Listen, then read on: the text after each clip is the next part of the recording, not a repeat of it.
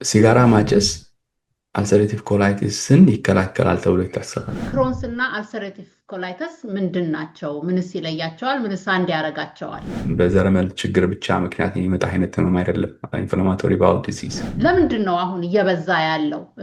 ቅድም እንዳልከን ብዙ ጊዜ ውጭ ሀገር ዌስተርን ካንትሪ ላይ ብቻ ሳይሆን በብዛት የሚታየው አሁን ግን እኛም ሶሳይቲ እኛም ጋር እየታየ ነው። ሀገራችንም ውጭም የተለያየ አፍሪካ ሀገሮችም እና ምንድን ነው በተለይ ወጣቶች ላይ እየበዛ ያለው ምክንያት? አራውንድ ብሎክ ወይም ደግሞ ወጥቶ የተወሰነች ቦታ ወክ አድርጎ መመለስ የሰውነት እንቅስቃሴ አይደለም። በጣም ኮምፕሌክስ የሆነ ነው። በጣም ውስብስብ የሆነ ስርዓት ነው።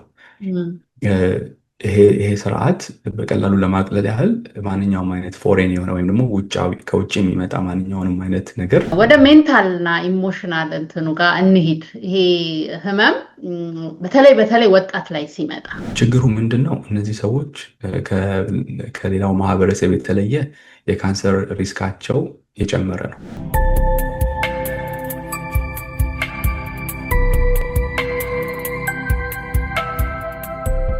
ሰላም ጤና ይስጥልኝ። እንኳን ወደ እናት ለእናት ቻናል በሰላም መጣችሁ። እዚህ ስለመጣችሁ በጣም ደስ ብሎኛል። እንግዲህ ሁሌ እንደተለመደው ያስተምሩናል፣ ያንጹናል፣ ህይወታችን ላይ ለውጥ ያደርጋሉ የምላቸውን ሰዎች ይዤላችሁ እመጣለሁ።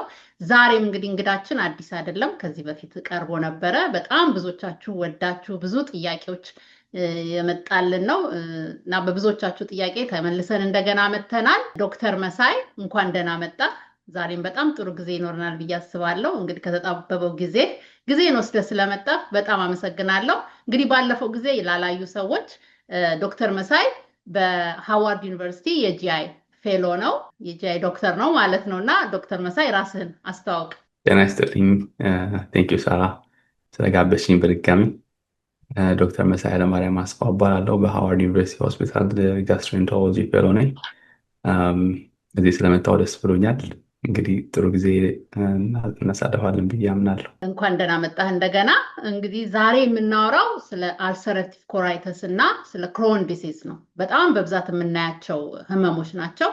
ስለነሱ እንድናወራ ነው እና ዛሬ እንግዲህ መጀመሪያ ብንጀምር ደስ የሚለኝ ክሮንስ እና አልሰሬቲቭ ኮላይተስ ምንድን ናቸው? ምንስ ይለያቸዋል? ምንስ አንድ ያደርጋቸዋል? በድጋሚ አመሰግናለሁ።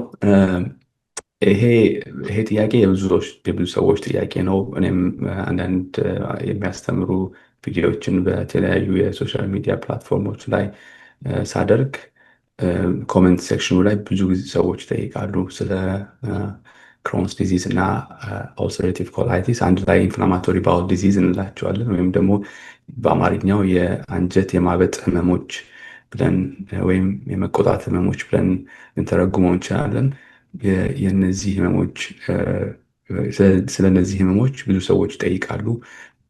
ያ የሚያሳይሽ ብዙ የግንዛቤ እጥረት እንዳለ ነው ሀገር ውስጥ ከሀገሮችም ያሉ ሰዎች ላይ ማለት ነው። እና ብዙ ሰዎችም ደግሞ ብዙ ታማሚዎችም ደግሞ ምን ማድረግ እንዳለባቸው ስለማያውቁ ይህን ጥያቄ ወደኛ እንደዚህ በቴክስት ሜሴጅም በተለያዩ መንገዶችም ወደ እኔ ያደርሳሉ። ኢንፍላማቶሪ ባውል ዲዚዝ ሁለት ህመሞች አንድ ላይ የሚጠሩበት ስም ነው። ክሮንስ ዲዚዝ እና ወይም ደግሞ ክሮንስ ኮላይቲስ እና አልሰሬቲቭ ኮላይቲስ ይባላሉ። እነዚህ ህመሞች የሚያመሳስላቸው ባህሪያት አሉ፣ የሚለያዩቸው ባህሪያት አሉ። በኋላ በስፋት እንመለስባቸዋለን። አልሰሬቲቭ ኮላይቲስ ሜንሊ ወይም ደግሞ ሙሉ በሙሉ የትልቁ አንጀት ህመም ብቻ ነው፣ ወይም ደግሞ አንጀትን በተመለከተ ትልቁ አንጀትን ብቻ የሚያጠቃ ህመም ነው።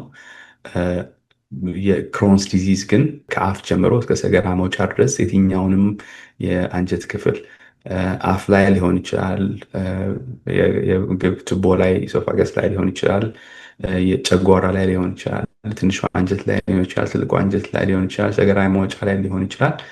ይህንን በሙሉ ሊያጠቃ የሚችል ህመም ነው ክሮንስ ዲዚዝ።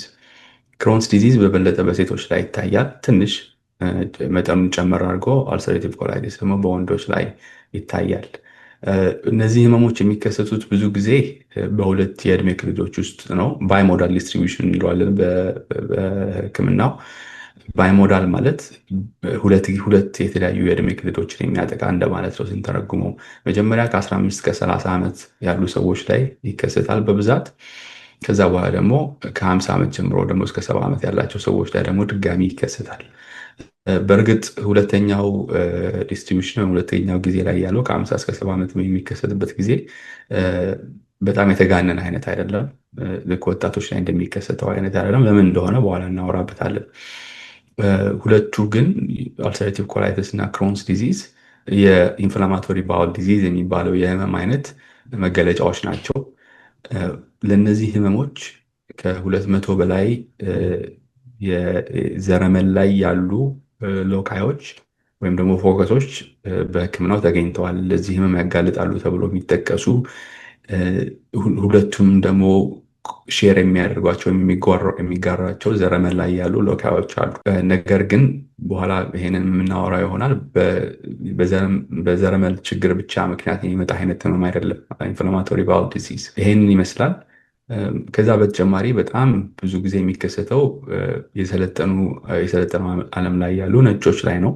ነገር ግን አሁን ከኢንዱስትሪያላይዜሽን ጋር አሁን ከዘመናዊነት ጋር ደግሞ አብሮ እየመጣ እያለ ነው በአፍሪካውያን ላይ እና በእስያ ውስጥ በሚገኙ ሰዎች ላይ ይሄ ህመም መጠኑ እየጨመረ ነው። እኛም ሀገር ውስጥ ኢትዮጵያ ውስጥ ከጊዜ በኋላ ብዙ ሰዎች በዚህ ህመም በተለይ በክሮንስ ዲዚዝ ብዙ ሰዎች ሲጠቁ እያየን ነው። ሕክምናም የሀገሪቱ ኢኮኖሚ እንደፈቀደው ሕክምናም ይደረግላቸዋል።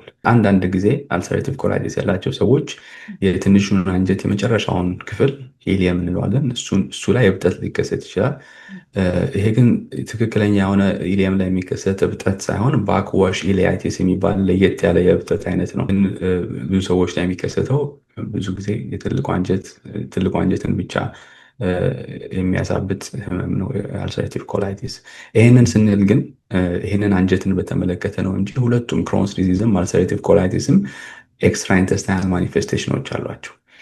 ይህን ስንተረጉመው ከአንጀት ውጭ ያሉ የሰውነት ክፍሎች ላይ መገለጫዎች አሏቸው ወይም ደግሞ የተለያዩ የሰውነታችን ክፍሎችን ሊያጠቁ ይችላሉ። ከነዚህ መካከል አይን ላይ ዩቪአይቲስ የሚባል ወይም ስክሌራይቲስ የሚባል እብጠት ሊያመጡ ይችላሉ። ስፖንዲሎአርትራይቲስ የምንላቸው የጀርባ ህመም አከርካሪ አጥንትን ሊያጠቁ ይችላሉ። የመገጣጠሚያዎችን ትንንሽና ትልልቅ መገጣጠሚያዎችን ሊያጠቁ ይችላሉ። ከዚህ በተጨማሪ ቆዳን ሊያጠቁ ይችላሉ። አንዳንድ ሰዎች ላይ ደግሞ ይሄ ቢሊያሪ ዳክት የሚባለውም ደግሞ ከጉበት ሐሞትን ተቀብሎ ወደ አንጀት የሚያደርሰውን ቱቦ ሊያጠቁ ይችላሉ። ስለዚህ የተለያዩ አይነት መገለጫዎች አሏቸው አልሰሬቲቭ ኮላይቲስ እና ክሮንስ ዲዚዝ። አንጀትን በተመለከተ ብቻ ግን አልሰሬቲቭ ኮላይቲስ ትልቁ አንጀትን ብቻ ሲያጠቃ፣ ክሮንስ ዲዚዝ ከአፍ ጀምሮ እስከ ሰገራ መውጫ ድረስ የትኛውንም የአንጀት ክፍል ሊያጠቃ ይችላል። ለየት የሚያደርገው ክሮንስ ዲዚዝ ትራንስሚውራል ነው። ትራንስሚውራል ማለት ሙሉ ለሙሉ ሁሉንም የአንጀት ሌየሮች ሙሉ ለሙሉ የአንጀትን ግድግዳ የሚያጠቃ ሲሆን አልሰሬቲቭ ኮላይቲስ ደግሞ የውስጠኛውን ሚኮሳ የሚባለውን በውስጥ በኩል ያለውን ብቻ የአንጀት ግድግዳ የሚያጠቃ። ቅድም እድሜ ነግረህናል። ከ15 እስከ 30 ዓመት ይታያል ወጣቶች ላይ እና አሁን እሱ ለእኔ መልሶ ነኝ። እኔ ሆስፒታል ሰራለሁ እና በጣም ወጣቶች ላይ አያለው እና ለምንድን ነው የበዛው እያልኩኝ አስባለሁ። እና ለምንድን ነው አሁን እየበዛ ያለው? ቅድም እንዳልከን ብዙ ጊዜ ውጭ ሀገር ዌስተርን ካንትሪ ላይ ብቻ ሳይሆን በብዛት የሚታየው አሁን ግን ሶሳይቲ እኛም ጋር እየታየ ነው፣ ሀገራችንም ውጭም የተለያየ አፍሪካ ሀገሮችም። እና ለምንድን ነው በተለይ ወጣቶች ላይ እየበዛ ያለው ምክንያት? ይህንን ለመረዳት ህመሙ እንዴት ይከሰታል የሚለውን መጀመሪያ ማየት ያስፈልጋል። ሁለቱም ህመሞች አልሰሬቲቭ ኮላይቲስ፣ ክሮንስ ዲዚዝም የሚከሰቱት ተብሎ የሚታመነው በሶስት ምክንያቶች ነው። የመጀመሪያው ቅድም ያልኳቸው የዘረመል ችግሮች ካሉ ብዙ እንዳልኩሽ ከ200 በላይ ሎካዮች አይደንቲፋይ ተደርገዋል ወይም ተገኝተዋል ለክሮንስ ኮላይቲስ እና ለአልሰሬቲቭ ኮላይቲስ ያጋልጣሉ ተብሎ የሚጠቀሱ። ከነዚህ ውስጥ በተለይ ኖርቱ የሚባለው የክሮሞዞም 16 ላይ ያለው ወይም 16ኛው ክሮሞዞማችን ላይ የሚገኘው ሎካይ ብዙ ጊዜ ከክሮንስ ዲዚዝ ጋር ስሙ ይያያዛል። ብዙ ሰዎችም የዚህ ሎካይ ወይም እዚህ ክሮሞዞም ላይ ፖሊሞርፊዝም ወይም ደግሞ የተለየ ባህሪ ያሳያሉ። አንደኛ ይሄ ነው፣ ዘረመል ላይ ያለ ችግር ነው። ከዛ በተጨማሪ በአንጀት ውስጥ ያሉ ባክቴሪያዎች መቀየር ነው፣ ባህሪ መቀየር። ጠቃሚ እንደምታውቁት ብዙ ጊዜ ሲነገር ሰምታችሁ ሊሆን ይችላል። ጠቃሚ ባክቴሪያዎች አሉ፣ ጎጂ ባክቴሪያዎች አሉ። ከነዚህ ውስጥ ለአልተሬቲቭ ኮላይቲስ እና ክሮንስ ዲዚዝ ጋር ስማቸው የሚያያዘ ባክቴሪያ ዘሮች አሉ። እነዚህ ባክቴሪያዎች መብዛት ሁለተኛው አጋላጭ ምክንያት ተብሎ ይጠቀሳል። ሶስተኛው እና ዋናው ግን የራሳችን የመከላከል አቅም ወይም ደግሞ ኢሚዩን ሲስተም እንለዋለን። በሽታን የመከላከል አቅም በጣም ኮምፕሌክስ የሆነ ነው፣ በጣም ውስብስብ የሆነ ስርዓት ነው።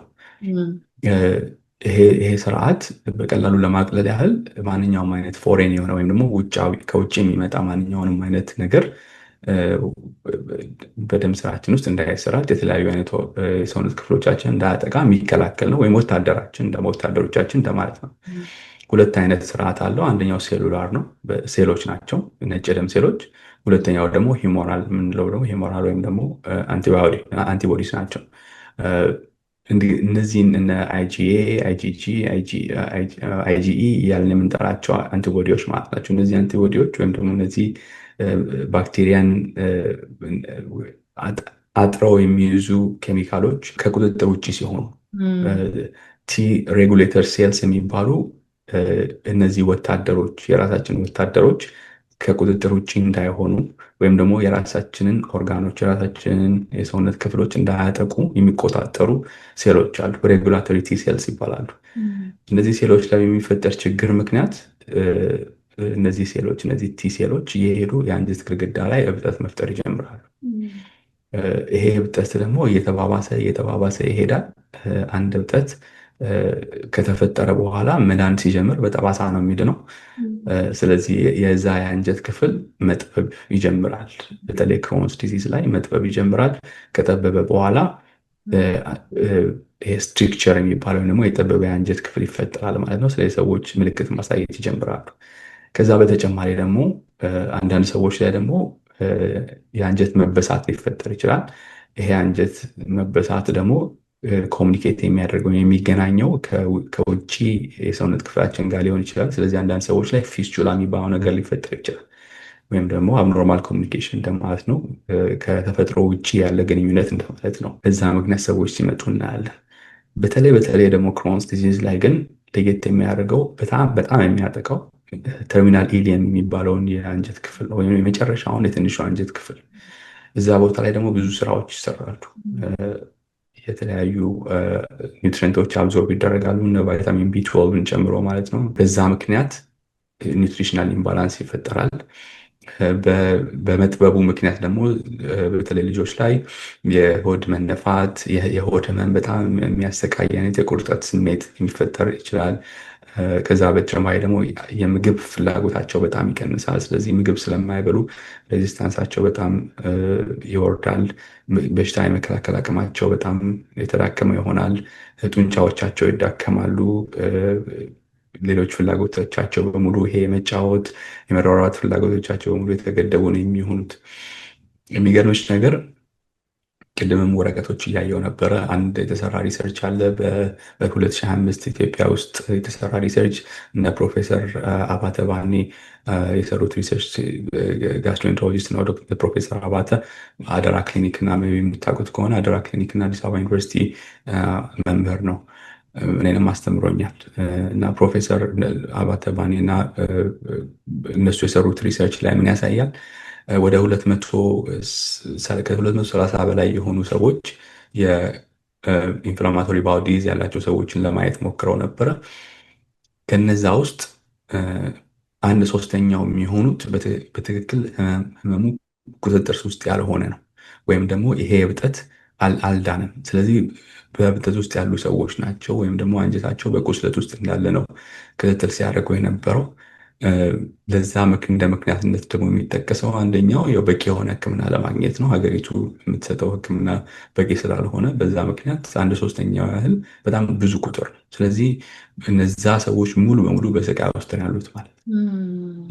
እና ለየት የሚያደርገውም ይሄ ህመም ብዙ ጊዜ ሳይታወቅ ነው የሚኖረው። በተለይ ልጆች ላይ የሆድ ቁርጠት አለኝ እያሉ ምግብ ፍላጎት የላቸውም፣ ትምህርት ቤት መሄድ አይፈልጉም። እንዲህ ነገሮች እያሳዩ እንዲህ አይነት ባህሪያት እያሳዩ ረጅም ጊዜ ይቆያል። በተለይ ክሮንስ ዲዚዝ።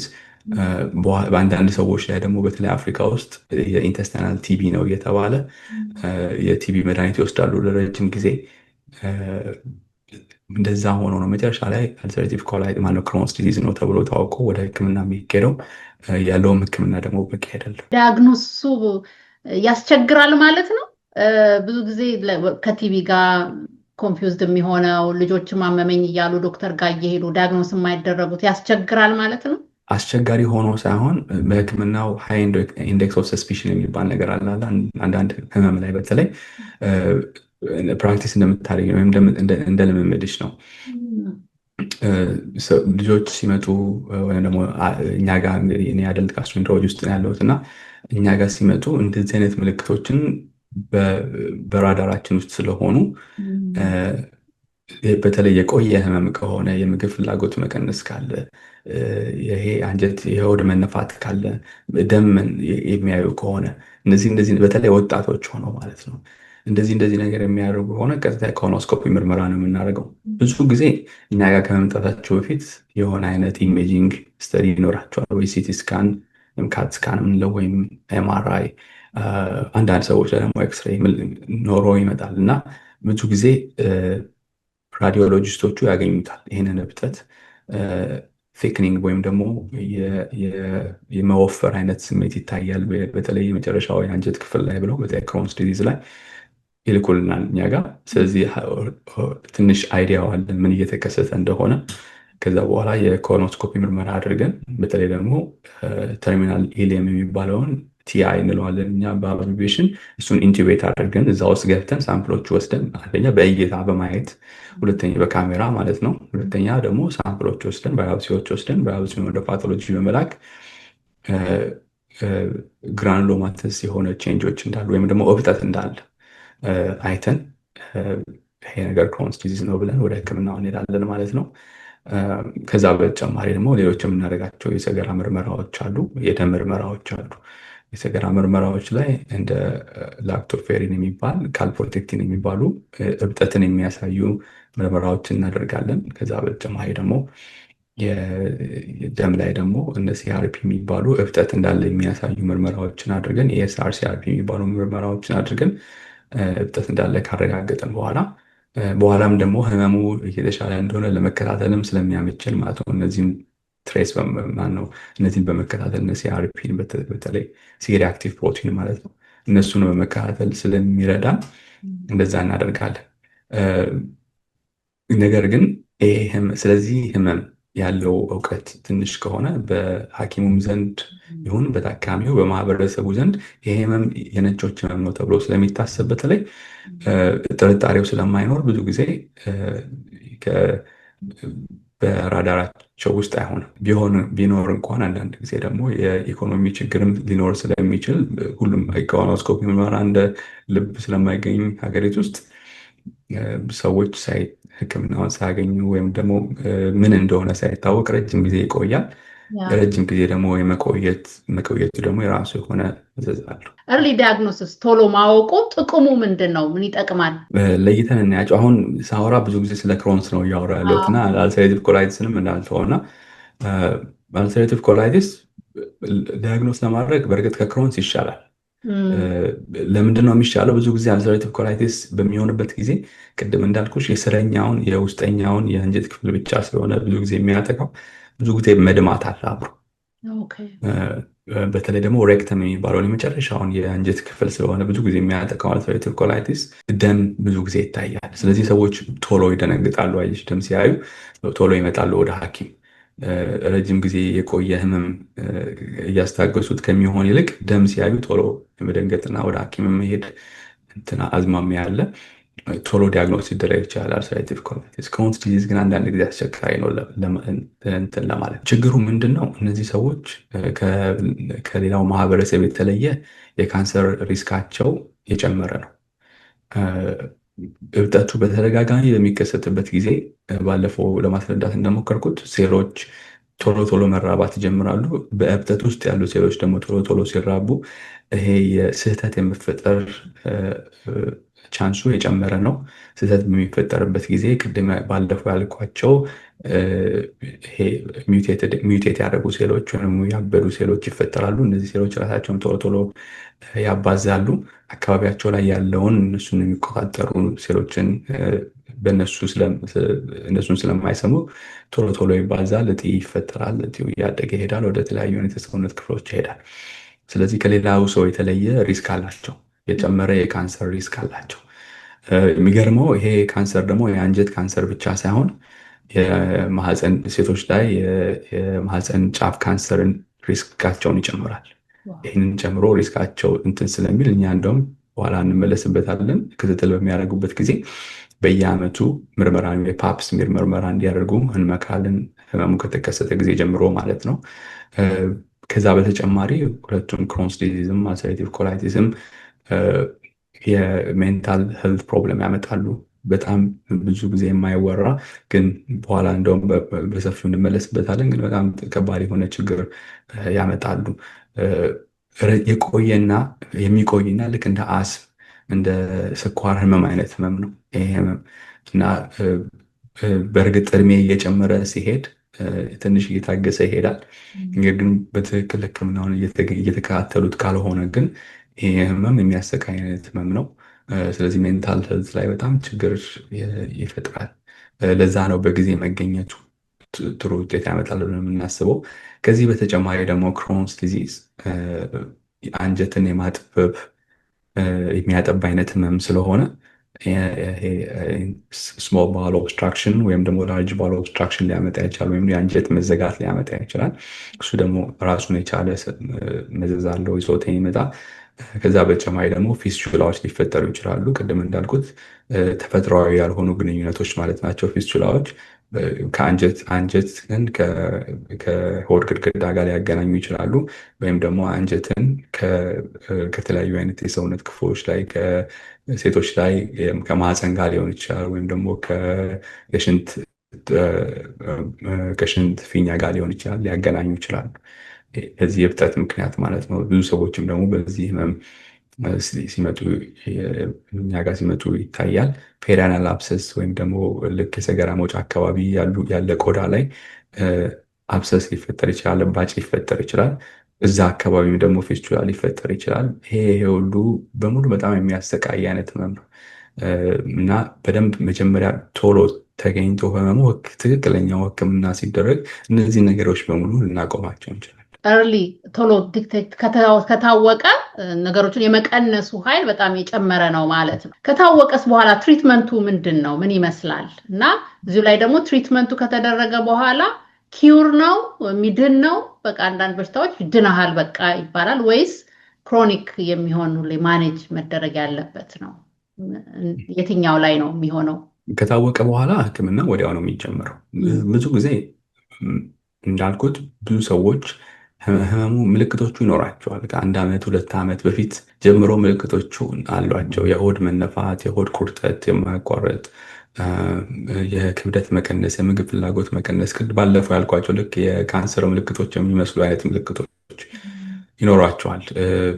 የአልሰሬቲቭ ኮላይቲስ ደግሞ ብዙ ጊዜ የተደጋጋሚ የሆነ የሆድ ቁርጠት፣ የሆድ ህመምና አንዳንዴ ደግሞ መድማቶች ይኖሯቸዋል እና እንደዛ ኖረዋቸው ብዙ ጊዜ ዲያግኖስ የሚደረገው የሚገርምሽ ኤመርጀንሲ ሩም መጥተው ነው ይመጣሉ። ድንገተኛ ክፍል የሚመጡት በጣም ብዙ ደም ፈሷቸው ሊሆን ይችላል።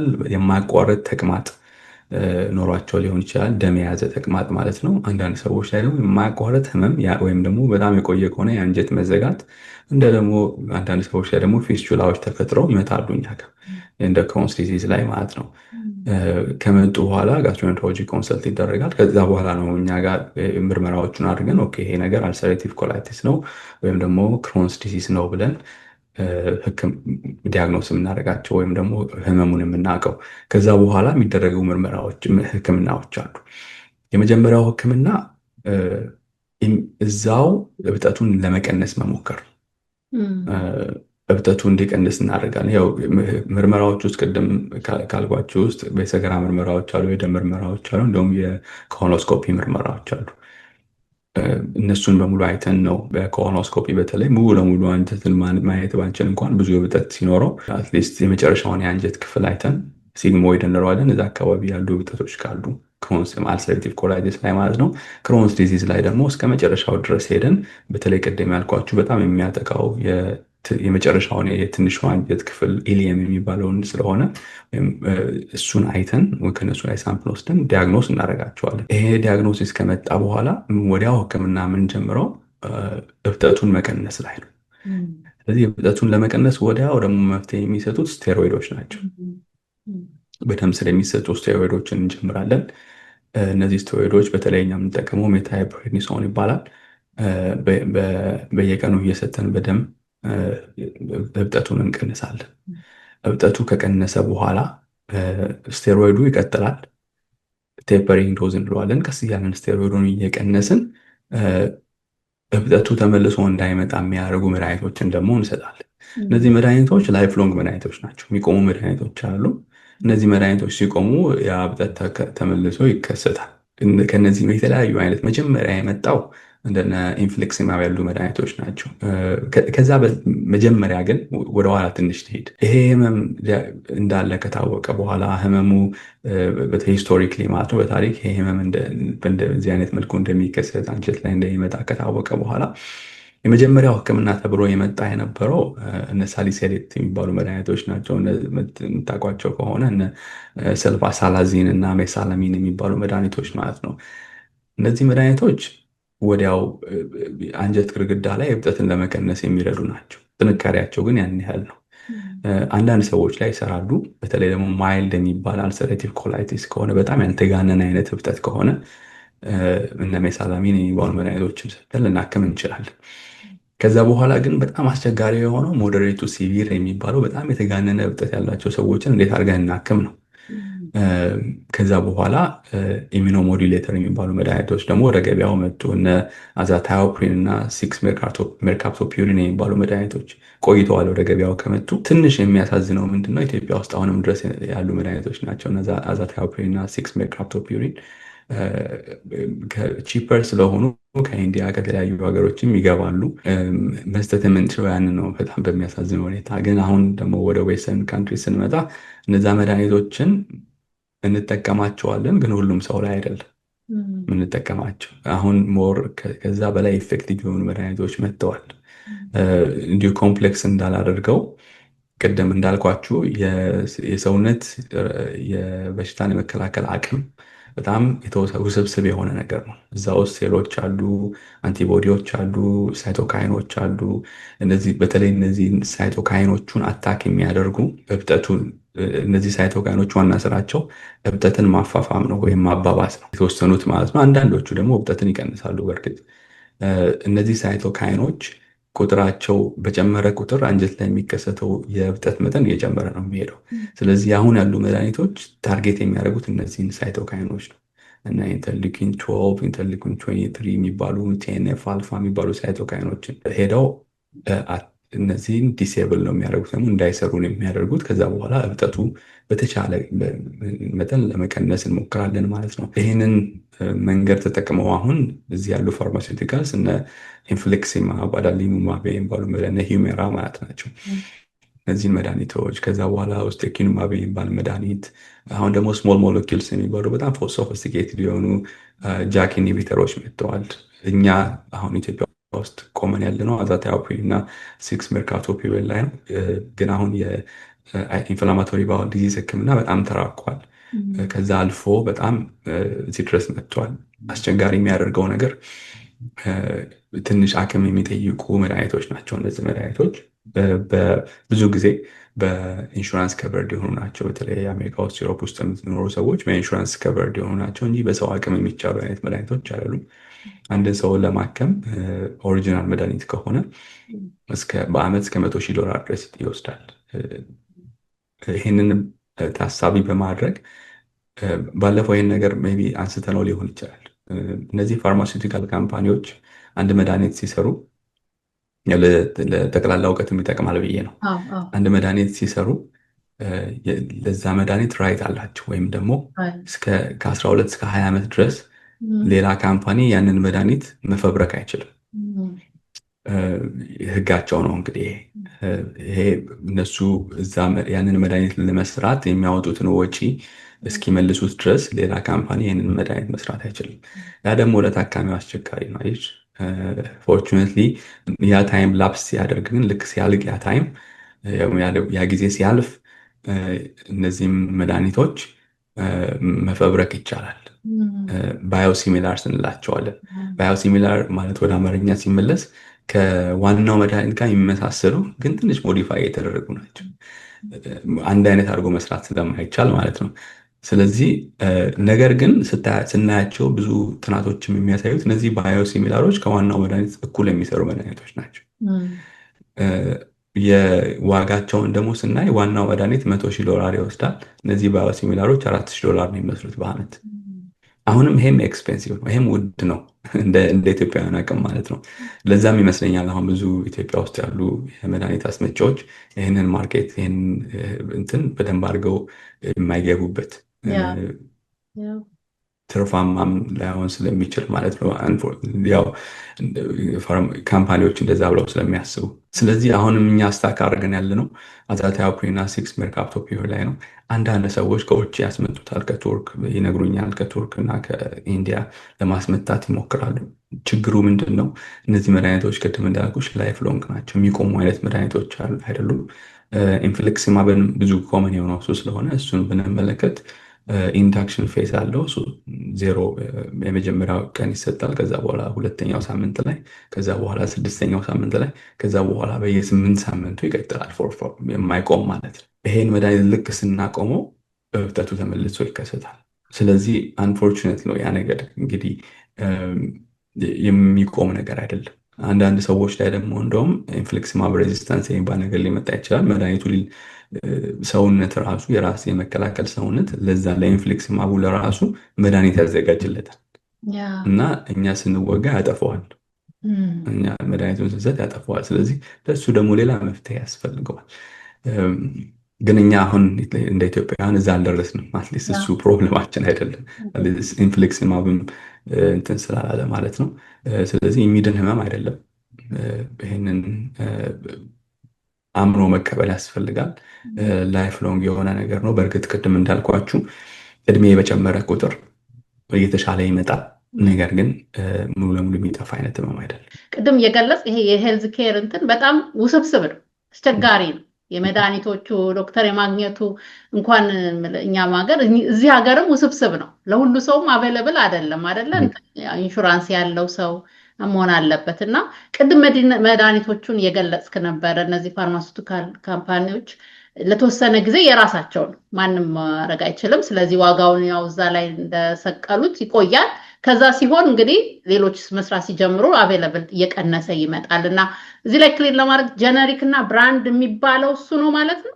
እሱ ነው በትክክል። ኦኬ። ምክንያቱም ብዙዎቻችን በዛ ነው የምናውቀው፣ ጀነሪክ ነው ብራንድ ነው። እኔ ሆስፒታል ስለምሰራ አሉኝ አንዳንድ ፔሸንቶች መጥተው እኔ ያለ ብራንድ አልጠቀም አይሰራልኝም ይላሉ። አንዳንዶች ደግሞ ያለ ጀነሪክ ይላሉ። እና ያው ብዙ ሰው የራሱ እንግዲህ ካስተሳሰቡ ጋር የሚሄድ ነው እንጂ እንዳልከው ይሰራሉ አብዛኞቹ፣ ዋጋቸውም ጥሩ ሆኖና ይህንን ለተመልካቾቻችን ያው ጀነሪክ እና ትሬድ የሚለውን ብዙ ሰው በዛ ስለሚያውቀው ብዬ ነው። እና ክትትሉ እንግዲህ የላይፍ ሎንግ ነው ብለሃል። ላይፍ ስታይልስ ምን አስተዋጽኦ አለው? ዲያግኖስ ከመደረግም በፊት ይሄ ነገር እንዳልነው የኢሚዩን ሲስተም ሪስፖንስ ነው ብለህናል አይደለ? እሱ እንግዲህ ሪስፖንሱ በተለያዩ ምክንያቶች ይመጣል አይደለ? ይመስለኛል።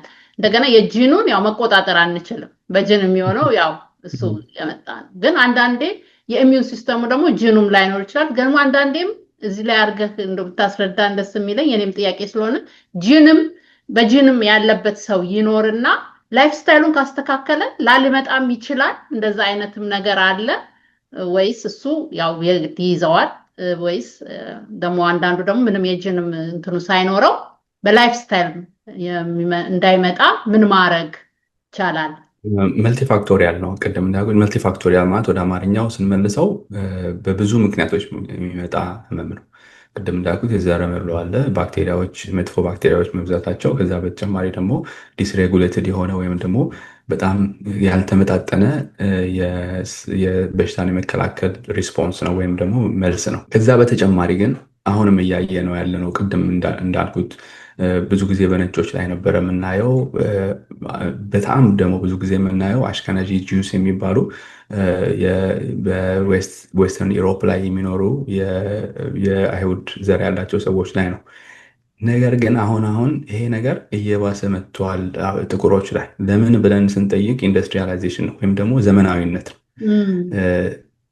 ዘመናዊነት ጋር ተያይዘው የሚመጡ ብዙ ነገሮች አሉ። አንደኛው ፕሮሰስድ የሆነ ፉድ ነው ወይም ደግሞ በጣም በፋብሪካ ፕሮሰስድ ወይም አልትራ ፕሮሰስድ የሆነ ፉድ በፋብሪካ በጣም በብዙ አይነት ፕሮሰሶች ውስጥ ያለፈ ምግብ እንደዛ ሞዲፋይ ሲደረግ ወይም ደግሞ ሲቀየር ከውስጡ ቫሊዩን ወይም ደግሞ ዋጋውን ከማጣቱ በተጨማሪ ፋይበር ኮንተንቱ ይቀንሳል። ፋይበር ደግሞ ባለፈው አድቫንቴጆቹን ወይም ጥቅሞቹን ብዙ ጊዜ አውርተናል። ባለፈው ብዙ ጊዜ አልትራ ፕሮሰስድ የሆኑ ወይም ፕሮሰስድ የሆኑ ምግቦች ፋይበር ኮንቴንታቸው ትንሽ ነው ወይም ደግሞ ውስጣቸው ያለው የፋይበር መጠን በጣም ትንሽ ነው። በዛ ምክንያት ያለው የባክቴሪያ አይነት ይቀየራል፣ ባህሪው ይቀየራል። አንጀት ውስጥ ያለው ባክቴሪያ ባህሪው እየተቀየረ ይሄዳል። መጥፎ ባክቴሪያዎች ይበዛሉ፣ ጥሩ ባክቴሪያዎች ይቀንሳሉ በመጠናቸው። ስለዚህ አንደኛውን መንገድ ከፈትን ማለት ነው ለዚህ ህመም የሚያጋልጠው። ከዛ በተጨማሪ እስከ 15% የሚሆኑ ሰዎች ከ10 እስከ 15% የሚሆኑ የክሮንስ ዲዚዝ ወይም ደግሞ የአልሰሬቲቭ ኮላይቲስ ህመም ያላቸው ሰዎች በቤተሰባቸው ውስጥ ሌላ የክሮንስ ወይም ደግሞ አልሰሬቲቭ ኮላይቲስ ህመም ያለው ሰው አለ። ስለዚህ የፋሚሊ ሂስትሪም ወይም ደግሞ ቤተሰብ ውስጥ ያለም ታሪክ አብሮ ተያይዞ ይጠቀሳል። ስለዚህ እንግዲህ እኛም መቀየር የምንችለው ነው የምንቀይረው። በዚህ ላይ አንድ ኢንትረስቲንግ ነገር አለ። ላይፍ ስታይልን በተመለከተ ሲጋራ ማጨስ አልሰሬቲቭ ኮላይቲስን ይከላከላል ተብሎ ይታሰባል፣ ወይም ደግሞ ጥናቶች ያሳያሉ። እብጠቱን ይቀንሳል፣ ክሮንስ ዲዚዝን ደግሞ ያባብሳል። እንግዲህ በአንድ አይነት ስፔክትረም ውስጥ ያሉ ህመሞች ናቸው ብለን እያወራን አንደኛውን ህመሙን ይቀንስ።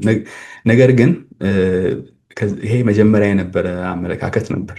ከዛ በኋላ ጥናቶች ብዙ ሲሰሩ እብጠቱን ቢቀንስ እንኳን አልሰሬቲቭ ኮላይቲስ ላይ የካንሰር ተጋላጭነትን ግን ይጨምራል። ስለዚህ ይሄ የሚያሳየው ሳይንስ ምን ያህል ተለዋዋጭ እንደሆነ ነው። በጊዜ ሂደቶች ውስጥ ብዙ ጥናቶች በተደረገ ቁጥር ብዙ አዳዲስ ነገሮች ይገኛሉ። ስለዚህ እኔ ሕክምና ስማር ጥያቄው እንደውም እንደ ኤግዛም ጥያቄም ነበር። አልሰሬቲቭ የትኛው አይነት ነው ሲጋራ ከማጨስ ጋር ጥቅም ያለው ወይም ደግሞ ሲጋራ ማጨስ የትኛውን እብጠት ነው የሚቀንሰው አይነት ጥያቄ ማለት ነው። ያው መልሶ አልሰሬቲቭ ኮላይቲስ ነበረ። ነገር ግን አሁን ሳይንስ ደግሞ በጭራሽ የሚመከር ነገር አይደለም ይላል። ወይም ደግሞ አንዳንድ ሐኪሞችም ድሮ ይመክሩ ነበር ይባላል። በተለይ በጣም አንኮንትሮል የሆነ በጣም ከቁጥጥር ውጭ የሆነ አልሰሬቲቭ ኮላይቲስ ሲሆን ሲጋራ እንዲያጨሱ ማለት ነው። ነገር ግን የካንሰር ተጋላጭነትን ደግሞ ይጨምራል። ስለዚህ ላይፍ ስታይል ሞዲፊኬሽን ነው አሁን ወይም ደግሞ የኑሮ አኗኗር ዘይቤን መቀየር ነው እንደዚህ አይነት ህመሞች ተጋላጭነታችንን የሚቀንሱት። ከነዚህ መካከል ሰው እንቅስቃሴ ማድረግ፣ የሰውነት እንቅስቃሴ በተቻለ መጠን ማድረግ፣ አመጋገብን ማስተካከል በጣም ትንሽ ነገሮች ናቸው፣ ቀላል የሚመስሉን ነገር ግን ህይወታችን ላይ ብዙ ለውጥ የሚያመጡት። አብዛኞቻችን አንንቀሳቀስም፣ የታወቀ ነገር ነው። ብዙ ጥናቶች ያሳያል። እንቅስቃሴ ማለት እኔ ክሊኒክ አንዳንድ ጊዜ ሰዎች ጋር እንደዚህ አይነት ኮንቨርሴሽን ሳደርግ ሆሊስቲክ የሆነ አፕሮች ወይም ደግሞ የተሟላ አይነት አፕሮች መከተል ስለምወድ አወራቸዋለሁ። የመጡት ለሆድ ቁርጠትም ሊሆን ይችላል፣ ወይም ደግሞ በጣም አሲድ ያቃጥለኛል ሊሆን ይችላል፣ ወይም ሆዴ ይደርቃል ሊሆን ይችላል። ነገር ግን ሁል ጊዜ የምጠይቀው ጥያቄ ነው፣ ኤክሰርሳይዝ ታደርጋላችሁ ወይ? ኤክሰርሳይዝ ማለት ምን ማለት ነው ለእናንተ? አንዳንድ ሰዎች አንደርስታንዲንግ የሚገባቸው ነገር ራሱ ልክ አይደለም። ምን ለማለት ነው? አንዳንድ ሰዎች የሚመልሱልኝ ኤክሰርሳይዝ እንቅስቃሴ ታደርጋላችሁ ብዬ ስጠይቅ አዎ ወክ አደርጋለሁኝ በቀን አንዴ ወይም ደግሞ በየ2 ቀኑ አንዴ ወክ አደርጋለሁ ይላሉ። ይሄ ጥሩ ነው፣ ወክ ማድረግ ጥሩ ነገር ነው። ግን የሰውነት እንቅስቃሴ አይደለም። የሰውነት እንቅስቃሴ ማለት የሰውነት የልብ ምትን የሚጨምር ነገር መሆን አለበት። ይሄ ማለት ካርዲዮቫስኩላር ሲስተማችን የልብ አመታታችንን፣ አተነፋፈሳችንን፣ የጡንቻዎቻችንን በሙሉ የሚያንቀሳቀስ ነገር መሆን አለበት። የተለመደ እንቅስቃሴ ወይም ደግሞ ወክ ማድረግ ስራ ቦታም ወክ እናደርጋለን እኮ አይደል? አራውንድ ብሎክ ወይም ደግሞ ወጥቶ የተወሰነች ቦታ ወክ አድርጎ መመለስ የሰውነት እንቅስቃሴ አይደለም። ስለዚህ እኛም እኔ የምመክረው ከ30 በቀን በሳምንት አትሊስት 3 ጊዜ በትንሹ 3 ጊዜ ከ30 እስከ 45 ደቂቃ የልብ ምትን የሚጨምር እንቅስቃሴ ማድረግ አለባችሁ። ይሄ አፈጣጠራችንም እንደዛ ስለሆነ ነው። አፈጣጠራችን ሴደንተሪ ሆነን ቁጭ ብለን ነገሮች እንድናደርግ አይደለም የተፈጠረው፣ እንድንንቀሳቀስ ነው። ለዛ ነው ጡንቻዎች አሉ አይደለም። ስለዚህ እነዚህን ትልልቅ ጡንቻዎች ማንቀሳቀስ ያስፈልጋል። በተለይ ደግሞ የስትሬንግዝ ኤክሰርሳይሶች፣ የጡንቻ ጥንካሬን የሚጨምሩ ኤክሰርሳይሶች ብዙ ጥናቶች አሳይተዋል። ሎንጂቪቲን ወይም ደግሞ የመኖር በእድሜ የመቆየት እና ጥራት ያለው ህይወት የመኖርን ፕሮባቢሊቲ እንደሚጨምሩ ብዙ ጥናቶች ያሳያሉ። አመጋገብ ትልቁ ነገር ነው። ፕሮሰስድ የሆኑ ነገሮችን አቮይድ ማድረግ፣ ስኳርን በጣም መቀነስ፣ ማጥፋት ከተቻለ። ከዛ በተጨማሪ ፋይበር ያላቸውን ነገሮች መመገብ። ከዛ በተጨማሪ ደግሞ ፖርሽንን መመጠን፣ የምንበላውን ምግብ ፖርሽን ሳይዙን ማወቅ። እነዚህ ነገሮች በማድረግ ይሄ ፍራይድ የሆኑ ነገሮች፣ የተጠበሱ በጣም በትራንስፋቶች ያሏቸውን ምግቦች፣ እነዚህ ነገሮችን አቮይድ ማድረግ ነው። ውሃ በደንብ መጠጣት፣ ጥሩ እንቅልፍ ማግኘት። ጥሩ እንቅልፍ ማለት ኳሊቲ ያለው እንቅልፍ እንደማለት ነው። እነዚህ ነገሮች በማድረግ በአጠቃላይ እንግዲህ ቅድም ባለፈው እንዳልኩት ኢንፍላማቶሪ ባውል ዲዚዝን ብቻ ሳይሆን ብዙ ህመሞችን መከላከል ይቻላል። ስለዚህ ላይፍ ስታይል ትልቅ ነገር ነው። የአኗኗር ዘይቤ ነው በቃ ሊከላከልልንም የሚችለው። በሽታውም ከተያዘ በኋላ ያንኑ መቀጠል ያስፈልጋል ቶሎ ለመቀለስ እና በጣም ደስ ይላል። ዶክተር ሆሊስቲክ የሆነ ነገር ነው ማየው ምናምን ሲባል በጣም ነው ደስ የሚለን። ብዙ ዶክተር እንደዛ አይደለም አይደል? አብዛኛው ዶክተር እንደዚህ ሆሊስቲክ እና እንደዛ ሲኖር በጣም ደስ ይላል። ምክንያቱም ሲታከም ሁሉ ሰው ብዙ ከላይፍ ስታይል ጋር ማብሮ ስለሚሄድ እና ቴንኪው ዶክተር። ወደ ሜንታል እና ኢሞሽናል እንትኑ ጋር እንሂድ። ይሄ ህመም በተለይ ወጣት ላይ ሲመጣ፣ ወጣት አክቲቭ የሚሆንበት እድሜ ነው። ብዙ ነገሮችን ሪስትሪክት ያደርገዋል እና ኢሞሽንና እሱን ማውራት እፈልጋለሁ። ኢሞሽናል ኢምፓክቱ ምን ያህል ነው የሚያመጣው እዛ ሰው ላይ ተጽዕኖ?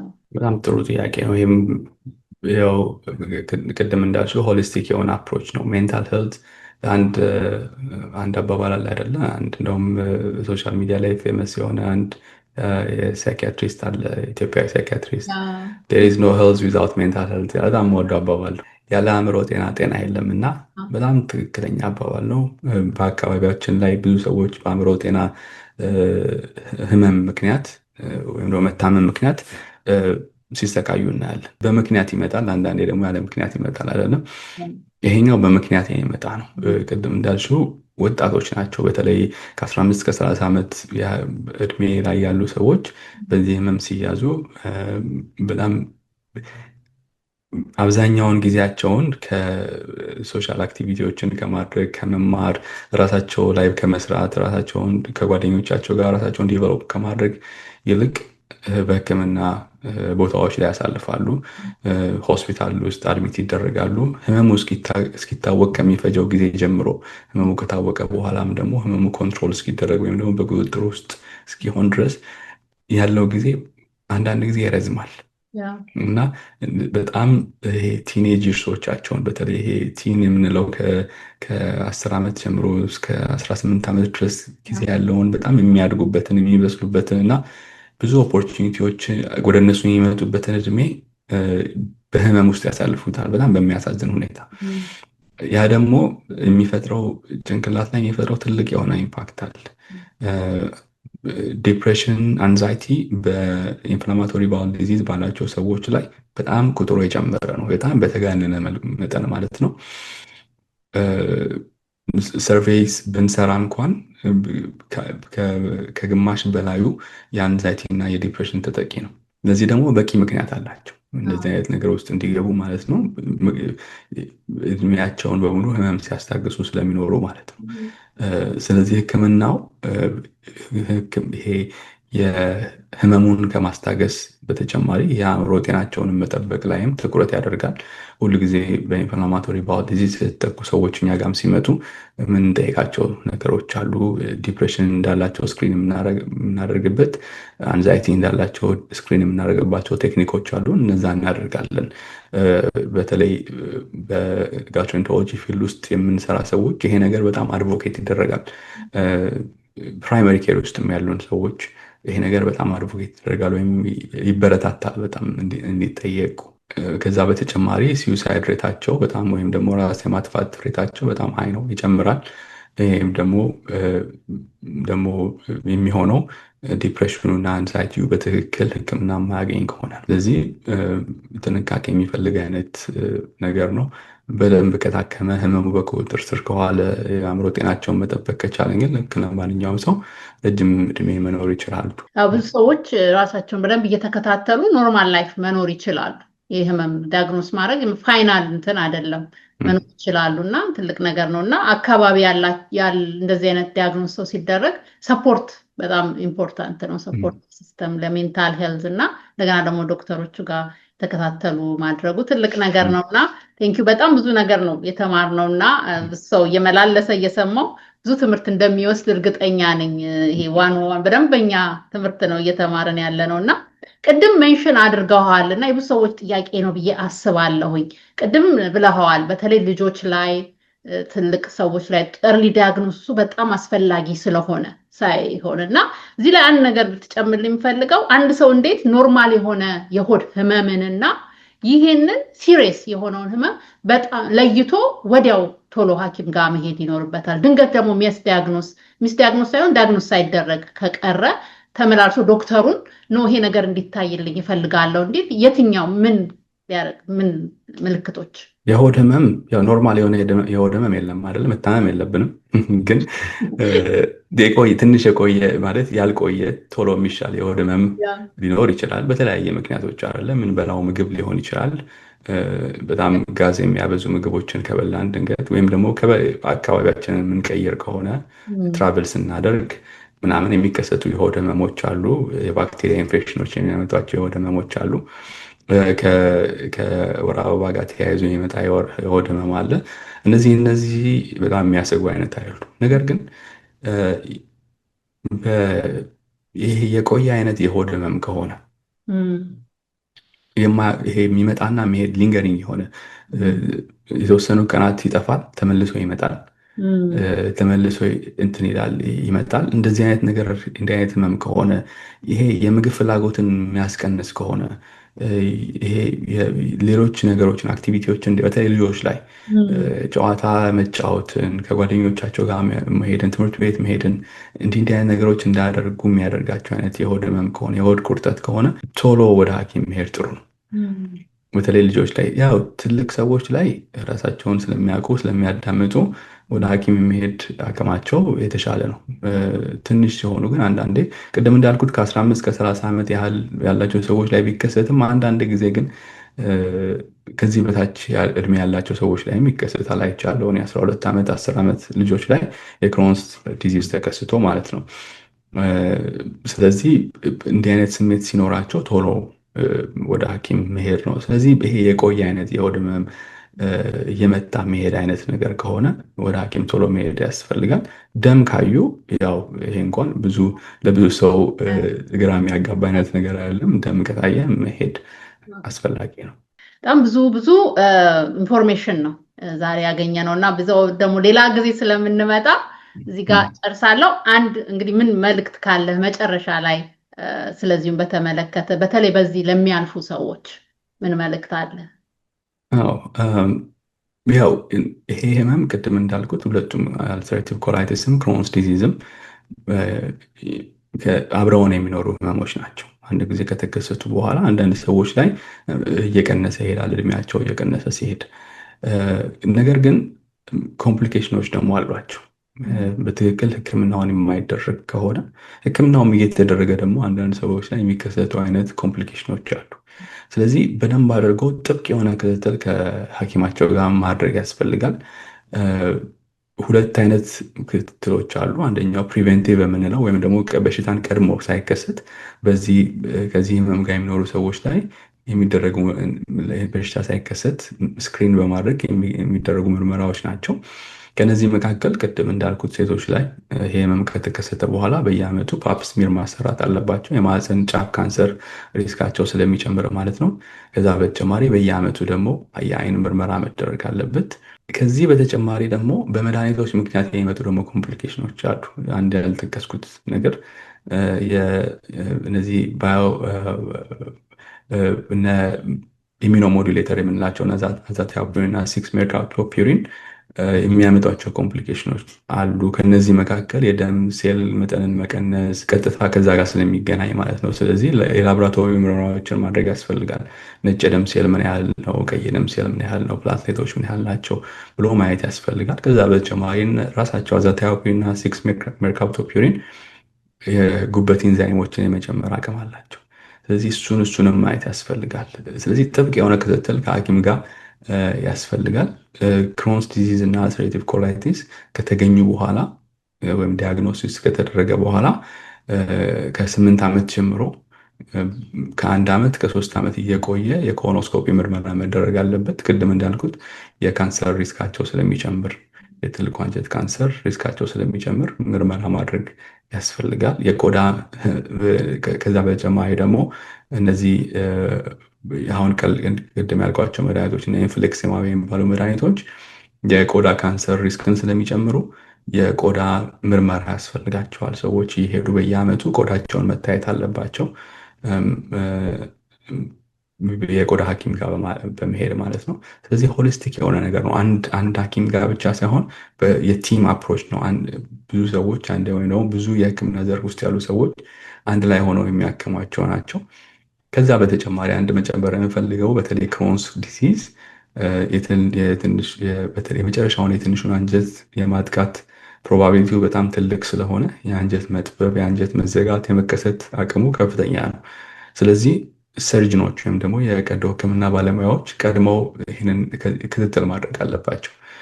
ይሄን ምልክቶቹ ምን እንደሆኑ ቤተሰብ ማወቅ አለበት። የአንጀት መዘጋት ምን እንደሚመስል እነዚህ ምልክቶች ካሉ የአንጀት መዘጋት ካለ ያ ቦታ ተቆርጦ መውጣት ስላለበት ማለት ነው፣ ሌላ ችግር ይዞ ከመምጣቱ በፊት። ስለዚህ አንድ ነገር ሳይሆን ይሄ ህመም አንደኛ አብሮን የሚኖር ህመም ነው። ከዛ በተጨማሪ ደግሞ ሆሊስቲክ የሆነ ወይም ደግሞ መልቲዲሲፕሊነሪ እንለዋለን እኛ። ብዙ የህክምና ዘርፍ ውስጥ ያሉ ሰዎች አንድ ፔሸንትን ወይም አንድ ታማሚን ሲያክሙ እንደማለት ነው። ስለዚህ አብረው የሚያደርጉት ህክምና ነው። እንግዲህ ወደፊት እኛ የህክምና ስርዓት እያደገ ሲሄድ ወደፊት እየተቀየረን ስንመጣ እነዚህ ነገሮች ተግባራዊ የምናደርግ ይመስልናል። ስታንዳርዱ ግን ያ ነው አሁን። በጣም ቴንኪው። ስለዚህ ሰው ፔሸንት አንዴ ካገኝ ይህንን ነገር ዲያግኖስ ከተደረገ በኋላ ራሱን ኤጁኬት በደንብ አድርጎ ማድረግ ያለበትን ነገር መከታተል፣ ራሱ አድቮኬት ለራሱ እያደረገ መከታተል ይኖርበታል ማለት ነው። በጣም ነው የምናመሰግነው ዶክተር። በጣም ጥሩ ጊዜ ነበረን። ጊዜን ሰጠህ ይህንን የመሰለ ትምህርት እንደገና ስለሰጠን በጣም ነው የምናመሰግነው። እንግዲህ በሚቀጥለው ጊዜ ካለፈው ቪዲዮ ላይ በጣም ብዙ ጥያቄዎች አሉና እንግዲህ ደግሞ በ2 ሳምንት ውስጥ እንደዚህ ይዘንላችሁ እንቀርባለን። ማስታወቂያ አደርጋለሁ። ከዛ ውስጥ ጥያቄዎችን ሰብስበን እሱን የምናቀርብላችሁ ይሆናል እና ስለመጣ በጣም ነው የማመሰግነው። ተመልካቾቻችንም እንግዲህ ስላያችሁና ስለምትከታተሉ በጣም አመሰግናለሁ። እንግዲህ ይህንን ቪዲዮ ከወደዳችሁ ላይክ እና ሼር፣ ሰብስክራይብ እያደረጋችሁ ሌላ ብዙ ሰው ጋር እንዲደርስ እንድታደርጉ በትህትና ጠይቃለሁ። በሚቀጥለው ፕሮግራም ሌላም የሚያስተምር እንደዚህ ይዤላችሁ እስክመጣ ድረስ በሰላም ቆዩን።